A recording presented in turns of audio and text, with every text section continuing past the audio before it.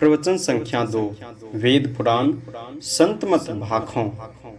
प्यारे भाइयों, मैं आप लोगों के दर्शन से बहुत प्रफुल्लित होता हूँ। आप सब लोगों को मैं बंदगी और प्रणाम करता हूँ। अररिया इलाके में मैं बुलाया गया था। वहाँ एक पुराने सत्संगी थे। अब उनका शरीर नहीं है। मिडिल स्कूल में सत्संग का प्रबंध था। मैं स्वभावतः अपने जैसा धीरे धीरे बोला। लोग कुछ दूर कुछ नजदीक थे, कुछ सुने कुछ नहीं सुने, इसलिए लोगों ने हल्ला किया। वहाँ लाउड स्पीकर का प्रबंध नहीं था। उसी प्रकार मैं जोर से नहीं बोल सकता। आप लोग नजदीक नजदीक बैठिए तो अच्छा है। आज आप क्या देखते हैं? देश में अनेक ख्याल विचारधाराएं हैं। एक कांग्रेस है जिसका राज्य शासन है, दूसरा सोशलिस्ट समाजवादी और तीसरा साम्यवादी। ये तीनों हमसे पूछते हैं कि तुम क्या करते हो? तुम शरीर और संसार से अपने को छुड़ाने के लिए कहते हो। इससे देश को क्या फायदा होगा? इस प्रश्न का उत्तर सुन लीजिए और इसमें अगर देश को कोई फायदा हो तो चुन लीजिए। इस सत्संग के उपदेशों में क्या है सुनिए। जो सदाचारी होगा वह शरीर और संसार को छोड़ेगा, वही आत्मज्ञान में ऊंचा होगा और माया के आवरणों को पार करेगा। अपने को ऊंचा चढ़ावेगा, ऊंचे से ऊंचा पद जिसे मुक्ति कहते हैं प्राप्त करेगा। जिसमें सदाचार की कमी है वह मुक्ति लाभ नहीं कर सकेगा। सदाचार जिस समाज में होगा उसकी सामाजिक नीति बहुत अच्छी होगी। जहाँ की सामाजिक नीति उत्तम होगी वहाँ की राजनीति अनुत्तम हो संभव नहीं।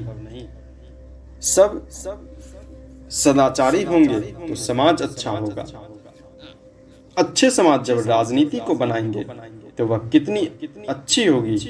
यह मेरी युक्ति नहीं, बाबा देवी साहब की है। उन्होंने यह युक्ति 1909 ईस्वी में बतलाई थी। सुल्तानगंज से पश्चिम बरियारपुर रेलवे स्टेशन के पास पुरुषोत्तमपुर बिलिया एक ग्राम है। वहाँ प्रेमदास नाम के मेरे एक प्रेमी साधु रहते थे। वे मुझे अपनी कुटिया में बुलाकर सत्संग करवाए। अंग्रेजों का समय था, कांग्रेस का दमन हो रहा था। संयोग से दरोगा साहब उसी ओर आ पहुंचे। देखा कि शामियाना टंगा है।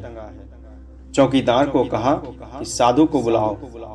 प्रेमदास गए। दरोगा जी ने पूछा, ए साधु, क्या हो रहा है? प्रेमदास ने उत्तर दिया, मेरे गुरु साधु महाराज आए हैं। सत्संग होगा, ईश्वर का नाम लेंगे, उन्हें याद करेंगे। दरोगा साहब दफादार को वहीं छोड़ गए। दफादार सत्संग सुनकर बोले, ऐसा सत्संग हो तो चोरी डकैती सब बंद हो जाए, हम लोगों को पहरा भी नहीं देना पड़े। मैंने उनसे कहा, आप तो समझे, अब दरोगा साहब को जाकर कहिए सत्संग में 5 पाप, झूठ, चोरी, नशा, हिंसा और व्यभिचार छोड़ने के लिए कहते हैं। अगर सब सदाचारी बन जाएंगे तो वहाँ झगड़ा मिट जाएगा, मुकदमा वगैरह भी नहीं होगा, शासन अच्छा हो जाएगा, शासनकर्ता को बहुत सुविधा होगी। इसलिए आप लोगों से प्रार्थना है कि अपने देश को ऊंचा उठाने के लिए सदाचारी बनिए। अभी वेद मंत्र, केन और कठ उपनिषदों के श्लोकों का पाठ हुआ। संत कबीर साहब तथा गुरु नानक आदि संतों के वचनों का पाठ भी आप लोगों ने सुना। वेद मंत्र पढ़ना नहीं जाने तो संतों की वाणी को पढ़कर जान सकेंगे। इन सब को पढ़कर विचारिए कि सबका मत एक है अथवा नहीं। अगर है तो जिस पदार्थ को प्राप्त करने कहते हैं वह एक ही है या नहीं, काम का है या नहीं। काम का पदार्थ होगा तो लेना चाहिए, नहीं तो नहीं। अगर सबका मत नहीं मिलता है तो जो उसमें श्रेष्ठ जाना जाता है उसे ही मानेंगे। अगर सबका एक ही मत हो तो सामुदायिक भाव मिट जाए। यह जो अलग अलग मत का नाम सुनते हैं, इससे मालूम होगा इन सब का अलग अलग मत है, लेकिन जैसे कोई घोड़े कोई काले हैं किंतु मनुष्य ही हैं, वैसे ही सब संतों का मत है एक ही, सब एक ही मत के लोग हैं। तो फिर सांप्रदायिक भाव के कारण जो लड़ाई होती है मिट जाएगी। बहुत पहले राजा लोग देश को टुकड़े टुकड़े करके अलग रहते थे, आपस में लड़ते झगड़ते थे, तो दूसरे देश के लोग आकर चढ़ बैठे, घर फूटे, गवार लूटे। यह बात बहुत दिनों से चली आ रही है, किंतु वे इस ज्ञान को अपने काम में नहीं लाए। 50 वर्षों से बेसी कोशिश करने के बाद अब अपना देश स्वतंत्र हुआ। शासनकर्ता कहते हैं सांप्रदायिकता का भाव एक होने की नहीं देता। हम लोगों की तरफ देखिए, मोक्ष परलोक ईश्वर को रखते हुए संसार के सारे लोग एकता में रहें। सांप्रदायिकता का भेदभाव मिटकर एक हो जाए तो उसका नाम क्या कहा जाएगा? संत मत। यह कोई नई बात या नया नाम नहीं है। यहाँ न पक्षपात कछु राखों, वेद पुराण संत मत भाखों। गोस्वामी तुलसीदास जी ने रामायण में लिखा है, घर फूटे गवार लूटे, कहकर भी जैसे उसे कार्यान्वित नहीं करते, उसी प्रकार संत मत को मानते हुए भी भेदभाव रखते हैं। यह अच्छा नहीं। संत मत में चलते चलते ईश्वर को प्राप्त कर लेंगे, मोक्ष प्राप्त होगा और आवागमन से मुक्त हो जाएंगे। इस सत्संग में घर छोड़ने के लिए नहीं कहा जाता। कमाई करके खाओ, इच्छाओं को समेटते समेटते एकदम कम कर दो तो आनंद पूर्वक रह सकोगे। अगर इच्छाओं को बढ़ाओ तो संसार की सब संपत्ति मिलने पर भी शांति नहीं मिलेगी। बसदा सपत दीप है सागर, करे कंचन काढ़ी धरी जय। मेरे ठाकुर के जन इन्हों न बाँछहि, हरि मांगहि हरि रसु दीजय। जो इच्छाओं को बढ़ाते हैं वे इससे दुख पाते हैं। भक्ति का मार्ग झीना रे, नहीं अचाह नहीं चाहना, चरणन लो लीना रे। संत कबीर साहब भी कहते हैं, इच्छा रहित मन बने। यह देह संसार में आकर अकेले नहीं रहेगा, इसके लिए कपड़े भोजन चाहिए। परिवार में लोगों की संभाल बड़ा कठिन है। बाबा जी बन जाओ, स्त्री पुत्र आदि अगर नहीं हो, शादी नहीं हुई हो तो अकेले ही रहो जैसे मैं, परंतु दोनों ओर कठिनाइयों के समुद्रों को ही पार करने पड़ते हैं। वह दोनों ओर अग्नि कुंडों में गिरकर ही अपने को सुरक्षित रखना होता है। गृहस्थी में रहना किले के अंदर रहकर लड़ना है, परंतु गृहस्थी छोड़कर रहना मैदान में रहकर लड़ना है। शूर संग्राम को देख भागे नहीं, देख भागे सोई शूर नाही। काम और क्रोध मद लोभ से जूझना, मरा घमसान तह खेत माही। साच और शील संतोष साहि भय, नाम शमशेर तह खूब बाजे। कहे कबीर कोई जूझी है शूरमा, कायरा भीरता तुरत भाजे। अच्छी बात है कि गृहस्थी में रहकर लोग भजन करें।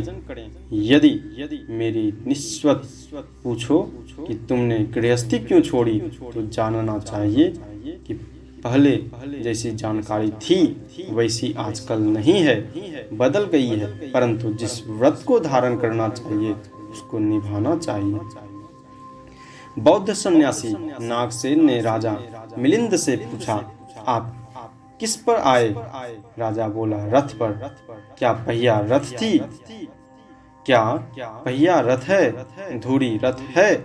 जुआ रथ है? पहिए धूरी आदि जितने यंत्र हैं सब मिलाकर रथ है। उसी प्रकार आपका शरीर है, वैसे कोई अकेला नहीं हो सकता। अद्वैत पद में जाकर ही अकेला हो सकता है, संसार में अकेला रह नहीं सकता। बाबा देवी साहब ने मुझसे पूछा था, तुलसी सिस्टम में रहना चाहते हो या स्वावलंबन में? मैंने कहा, तुलसी सिस्टम में, जिसे सुनकर सब हंस पड़े। बल्कि एक सत्संगी ने तो मुरादाबाद में ऐसा कहा कि मांग कर लाओगे तो फेंक दूंगा। मैंने 1.25 वर्षों तक लड़कों को पढ़ाया। मैं स्वयं खेती का काम भी देखता हूँ। उपदेश यह है, अपने जीवन निर्वाह के लिए उपार्जन करो। गुरु महाराज का जोर था कि अपने जीवन निर्वाह के लिए कमाओ, काम करते रहो, निठल्ला मत बैठो। भजन सत्संग का काम करो, अपने गुजारा के लिए भी काम करो। झूठ, चोरी, नशा, हिंसा और व्यभिचार से बचने का प्रयास करते रहो। बाबा साहब डाकघर में काम किए, खेती भी किए, बैंक में कुछ जमा हुआ, फिर बैंक फेल हो गया। अपनी कमाई से ही अपना गुजारा करो, सदाचार से रहो, ईश्वर की भक्ति करो। जीवात्मा बहुत है, ईश्वर कोई नहीं है। कोई ऐसा भी कहते हैं, किंतु यह बात भीतर नहीं जाती। यहाँ आध्यात्मिक राजनीति किसी के लिए विरोध नहीं है। आपको संत मत कहना पसंद नहीं है तो आर्य समाज या सन्यासी हो जो कहिए, आर्य समाज या सन्यासी जो कहिए। किंतु मैं तो कहूँगा कि अपने में पृथक पृथक की भावना ना हो, एक मिलजुल कर रहें। हम देश की रिवाज नहीं तोड़ते। आप सबका छुआ खाइए या स्वयं पाकी बनिए, इसके लिए सत्संग को कोई दखल नहीं। देश में छोटा बड़ा बहुत दिनों से रहा है। देश में नया विधान हो, इसके लिए मुझे कोई लरंत भिरंत नहीं। अभी आप लोग ईश्वर के विषय में सुन रहे हैं। परमात्मा ईश्वर है, उसकी स्थिति को हम लोग मानते हैं, संत मानते हैं, इसलिए हम मानते हैं, ऐसा नहीं। संत मानते हैं इसलिए हम मानते हैं, ऐसा नहीं। हमें तो विश्वास है। घर घर में बचपन से राम राम, वाह गुरु आदि कहते आए हैं। यह श्रद्धा नहीं मिट सकती। राम राम तो बच्चे में कहते थे, किंतु पदार्थ रूप में परमात्मा कैसा है, क्या है, यह सत्संग से जाना जाता है। कोई कहते हैं ईश्वर नहीं है तो आश्चर्य मालूम होता है। वेद पुराण संत की वाणी में एक राय यह है, ईश्वर को जानकर जानना और पहचान कर जानना। ईश्वर इंद्रिय से जानने योग्य नहीं है। हाथ पैर से नहीं जानेंगे, स्वाद गंध आदि मालूम ही नहीं होगा। किंतु वह बिन पावन की राह है, बिन बस्ती का देश। बस्ती न शून्यम, शून्यम न बस्ती, अगम अगोचर ऐसा। गगन शिखर मह बालक बोलहि, वाका नाव थर हो गए कैसा। बस्ती या शून्य, देश या काल इंद्रिय ज्ञान में है। जो इंद्रिय ज्ञान से ऊपर है उसके लिए मालूम होता है, जैसे है ही नहीं है। वेद में आया है कि आत्मा से आत्मा जाना जाता है। आँख कान दोनों इंद्रियां हैं, किंतु एक का ज्ञान दूसरे के द्वारा नहीं हो सकता। उसी प्रकार मन बुद्धि के द्वारा उस परमात्मा को नहीं जान सकते। अपने से ही जानेंगे, अपने को इंद्रिय से रहित करके। गोरख, नानक, कबीर सबकी वाणी में यही कहा गया है कि इंद्रियों से नहीं आत्मा से जानेंगे, तभी अंतर साधना सफल है। जिस किसी देश में यह सत्संग होगा, जिस देश में ईश्वर के मानने में हिचक नहीं है, उसके लिए फायदा है। सब राष्ट्र एक हों, जैसे मुंगेर, भागलपुर आदि अलग अलग जिलों में रहकर भी एक के हैं, ऐसा मानते हैं। उसी प्रकार अलग अलग देश में रहकर भी अपने को एक माने तो लड़ाई झगड़ा सब मिट जाए। जब तक अपने को अलग अलग मानेंगे तब तक लड़ाई होती रहेगी। नदी के दोनों पार में एक ही देश के लोग हैं। इसी तरह से एक देश से दूर तक समुद्र में चलकर जो दूसरा देश कहलाता है, वह भी तो इसी भूमंडल का देश है। दोनों देशों के लोग एक ही भूमंडल में हैं। दोनों को एक ही भाव से रहना चाहिए। हम दोनों देश के सब अपने ही हैं, ऐसा जाने तो सब लड़ाई झगड़ा मिट जाएगा। श्री सद्गुरु महाराज की जय। यह प्रवचन पूर्णिया जिला विशेषाधिवेशन ग्राम मोकामा में दिनांक 24/12/1950 ईस्वी को प्रातःकालीन सत्संग में हुआ था। श्री सद्गुरु महाराज की जय। अगर को हमारा प्रयास अच्छा लगा हो तो कृपया चैनल को सब्सक्राइब करें और बेल आइकन को दबाएं तथा वीडियो को लाइक एवं शेयर जरूर करें। श्री सद्गुरु महाराज की जय।